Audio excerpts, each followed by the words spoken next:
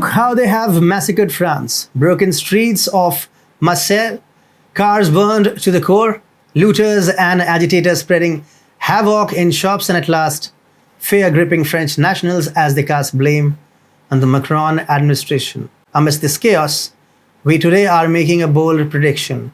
France's last 3 days are poised to reshape the history of Europe, birthing an entirely new continent with a wholly new spirit. Hi and welcome to a fresh new episode of The New World Order with me, Atul Mishra. Let's begin. Let's start with what happened last week in France. The nation experienced a series of riots that shook its cities to the core. The catalyst for this turmoil was the tragic shooting of Nahel Merzouk, a 17-year-old boy who met an untimely end at the hands of a police officer.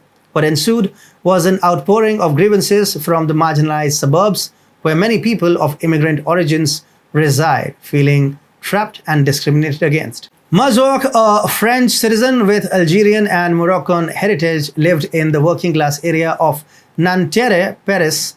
According to a prosecutor, he was driving in a bus lane, and when officers attempted to stop him, he defiantly ran a red light in a desperate bid to escape.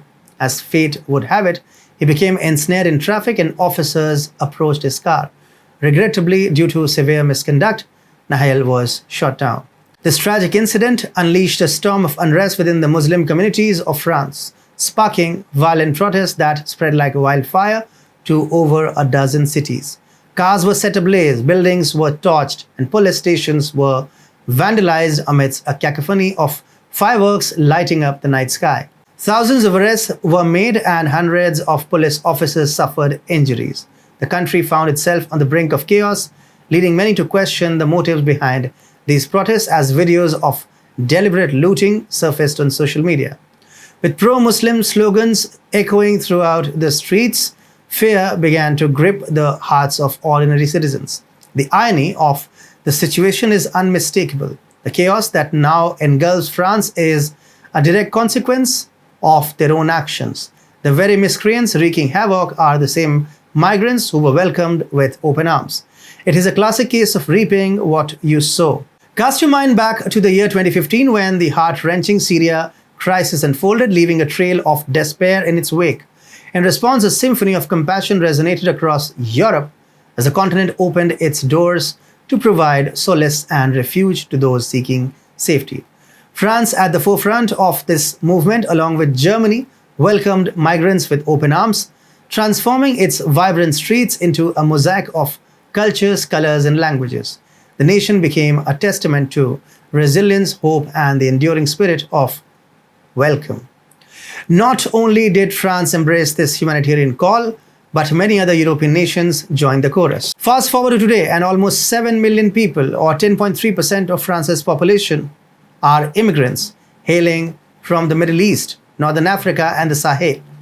However, the very migrants who found solace in these nations are now using their migrant status to spread chaos. President Macron finds himself in a predicament, unsure of how to handle the situation without risking dire consequences. Even the slightest mishandling could unleash a torrent of fury upon the French leader. Nevertheless, these recent events have sparked a collective awakening among the people. Europe has finally entered a transformational era. They are beginning to shed their liberal disguises and openly embrace conservatism and anti-migration sentiments. Italy, once the epitome of liberal governments, has turned to an anti-EU, anti-migrant leader in Giorgia Meloni, desperate to extricate themselves from the mess they find themselves in.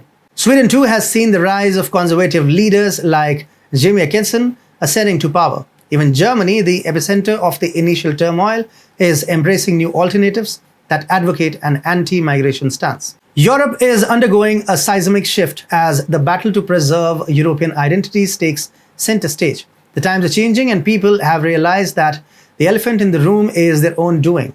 With their power of vote, they are heralding a new direction, one that will undoubtedly rewrite the next 30 years of Europe. So as the sun sets on these 3 fateful days in France, the echoes of protest and the scent of chaos linger in the air. The stage is set, and Europe is poised for a transformation.